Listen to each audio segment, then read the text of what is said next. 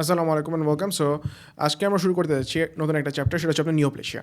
এখন first of all, নিওপ্লেশিয়া এই ওয়ার্ডটারই basic meaning হচ্ছে আপনার নিউ টিস্যু গ্রোথ। এখন এই নতুন টিস্যু গ্রোথই আপনার মানে এটা ইনকমপ্লিট ডেফিনিশন বা ইনকমপ্লিট মিনিং। কমপ্লিট ক্যারেক্টারিস্টিকগুলো হলো এটা আনরেগুলেটেড। এখান থেকে যদি আপনি গ্রোথ সিগন্যালটা সরায়ও নেন তাহলেও আপনার এর গ্রোথটা স্টপ হয় না। ইররিভার্সিবল, একবার যদি কোনো সেল নিওপ্লাস্টিক হয়ে যায় তাহলে তাকে আর নর্মাল অবস্থায় ফেরত নিয়ে আসা যায় না। দেন এটা হচ্ছে মনোক্লোনাল। একটা সেল থেকে আপনার একটা জেনেটিক্যালি মডিফাইড সেল থেকে আপনার এন্টার এই নিওপ্লাস্টিক বাঞ্চ তৈরি হয়, ঠিক আছে। এখন নিওপ্লাসিয়ার সাথে আপনার অন্য টিস্যু গ্রোথ, যেমন আপনার হাইপারপ্লেসিয়া বা রিপেয়ারের ডিফারেন্সিয়েট পার্থক্যটা কোথায়? নিওপ্লাসিয়া হচ্ছে আপনার আনরেগুলেটেড, আর হাইপারপ্লেসিয়া রিপেয়ার হচ্ছে আপনার রেগুলেটেড। নিওপ্লাসিয়া আপনার একটা জেনেটিক্যালি মডিফাইড সেল থেকে অরিজিন, দ্যাটস ওয়াই এটা মনোক্লোনাল। আর হাইপারপ্লেসিয়া রিপেয়ার হচ্ছে আপনার পলিক্লোনাল। ওকে, ডিসকাস করবো আপনার ক্লোনালিটি। এখন কোনো টিস্যু গ্রোথ এটা কি মনোক্লোনাল নাকি পলিক্লোনাল, সেটা আমরা ডিটারমাইন করতে পারি ক্লোনালিটির মাধ্যমে। এখন কেন এটা দেখার প্রয়োজন? বিকজ আপনার নিওপ্লেশিয়াগুলো হচ্ছে আপনার মনোক্লোনাল ইন অরিজিন, আর হাইপারপ্লেশিয়া নর্মাল টিস্যু হচ্ছে পলিক্লোনাল ইন অরিজিন। তো কীভাবে আমরা ডিটারমাইন করব? একটা আইসোফর্ম এর মাধ্যমে, সেটা হচ্ছে আপনার G6PD আইসোফর্ম। এখন নর্মালি G6PD কি? আপনার G6PD এই পার্টিকুলার আইসোফর্মটা থাকে আপনার এক্স ক্রোমোজোমে। এখন ফিমেলদের ক্ষেত্রে হয় কি লায়োনাইজেশন, দ্যাট ইজ তাদের দুইটা এক্স ক্রোমোজোমের যে কোনো একটা র্যান্ডম ইনঅ্যাক্টিভেশন হয়। দ্যাটস ওয়াই যখন আপনি নর্মাল টিস্যু অ্যানালাইসিস করবেন সেখানে আপনার G6PD আইসোফর্মটা 1:1 রেশিওতে থাকে। হাইপারপ্লেশিয়ার ক্ষেত্রেও সেম, যেহেতু পলিক্লোনাল ইন অরিজিন সেহেতু তাদের এই রেশিওটা 1:1 থাকে। কিন্তু নিওপ্লেশিয়ার ক্ষেত্রে কি, যেহেতু এটা মনোক্লোনাল ইন অরিজিন সেহেতু এই সিঙ্গেল আইসোফর্ম প্যাটার্নটা দেখা যায়, আর 1:1 এই রেশিওটা থাকে না। এখন এই G6PD আইসোফর্ম ছাড়াও আমরা অ্যান্ড্রোজেন রিসিপ্টর আইসোফর্মের মাধ্যমে ক্লোনালিটি ডিটারমাইন করতে পারি। ওকে, নাও বি সেল লাইট চেনের ক্ষেত্রে দেখেন, আমরা বি সেল লাইট চেন থেকেও মনোক্লোনাল কি পলিক্লোনাল সেটা ডিটারমাইন করতে পারি। কীভাবে? নর্মাল রেশিও কি? নর্মাল রেশিও কাপার ল্যাম্পটা হচ্ছে আপনার 3:1। এখন হাইপারপ্লেশিয়ার ক্ষেত্রে কী হয় যে এই রেশিওটা 3:1 থাকে, রেশিওটা ইনক্রিজড হয় কিন্তু ব্যালেন্সড। মানে যদি আপনার এই কাপা 6টা হয়ে যায় সেক্ষেত্রে ল্যামডা 2টা হয়ে যাবে এবং রেশিওটা আপনার তখন 3:1 থাকবে। কিন্তু lymphoma, that is monoclonal in origin, সেক্ষেত্রে কী হয়, এইখানে আপনার রেশিওটা স্কিউড হয়ে যায় অথবা অল্টার্ড হয়ে যায়। মানে আইদার কাপা ল্যামডা রেশিও 6:1 হয়ে যাবে, অথবা ল্যামডা আপনার 3টা হয়ে যাবে, কাপা 1টা হয়ে যাবে, 1:3 হবে। Unbalanced production. ওকে, নাও তারপর আমরা এই টিউমারগুলোকে এখন ক্লাসিফিকেশন করব বেসড অন দেয়ার লিনিয়েজ। যদি এপিথেলিয়াল লিনিয়েজের হয়, বিনাইন টিউমার হলে অ্যাডিনোমা গ্ল্যান্ড থেকে আসলে, আর নাহলে প্যাপিলোমা। এবং এই অ্যাডিনোমা যখন আপনার ম্যালিগনেন্ট হয় তখন সে হয় অ্যাডিনোকার্সিনোমা, প্যাপিলোমা যখন ম্যালিগনেন্ট হয় তখন সে হয় প্যাপিলারি কার্সিনোমা। দেন মেসেনকাইমাল অরিজিন লিনিয়েজ যদি আমরা দেখি, যে বিনাইন টিউমারগুলো যেমন দেখেন লাইপোমা, আর ম্যালিগনেন্ট টিউমার হচ্ছে আপনার লাইপোসার্কোমা। লিম্ফোসাইটের ক্ষেত্রে দেখেন লিম্ফোসাইটের কোনো আপনার বিনাইন টিউমার নাই, এর ম্যালিগনেন্ট। আর ম্যালিগনেন্ট টিউমারগুলোর নাম হচ্ছে আপনার লিম্ফোমা আর লিউকেমিয়া। আর লিম্ফোমা আপনার লিম্ফ নোডে থাকে, আর লিউকেমিয়া আপনার সার্কুলেশনে।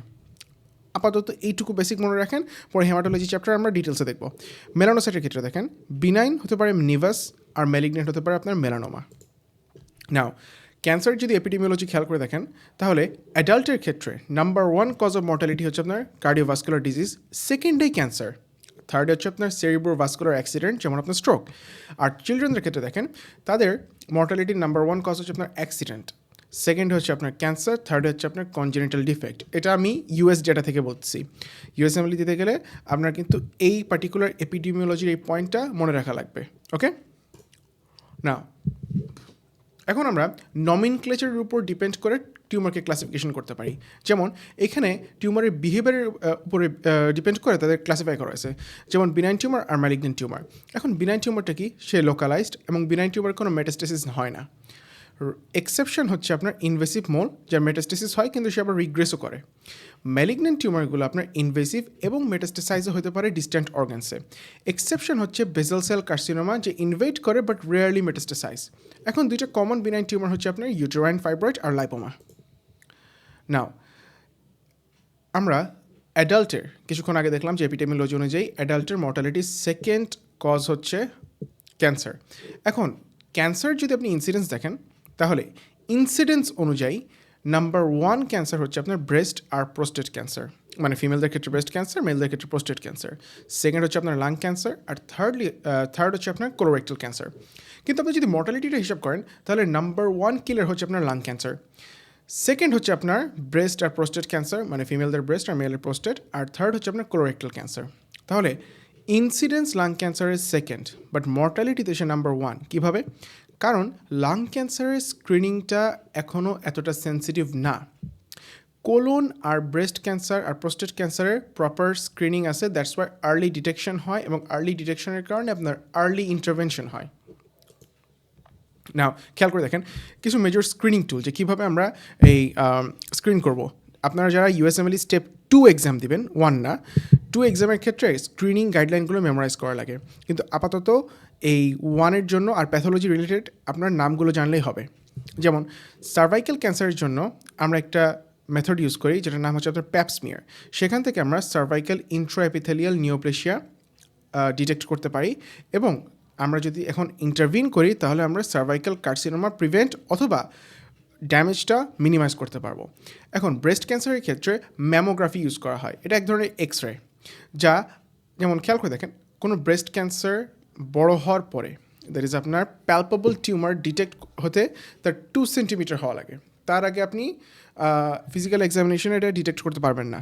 কিন্তু ম্যামোগ্রাফিতে আপনার 1 সেন্টিমিটার সাইজের ক্যান্সারগুলো ডিটেক্ট করা যায়। দেন প্রোস্টেট ক্যান্সারের ক্ষেত্রে কী হয়? প্রোস্টেট ক্যান্সার আপনার পিএসএ অ্যান্ড আপনার ডিজিটাল রেক্টাল এক্সামিনেশনের মাধ্যমে স্ক্রিনিং করে ডিটেক্ট করা যায়। নাও কোলোরেক্টাল ক্যান্সারের ক্ষেত্রে আমরা এটা স্ক্রিনিংয়ের জন্য ইউজ করতে পারি hemoccult and colonoscopy, that is আপনার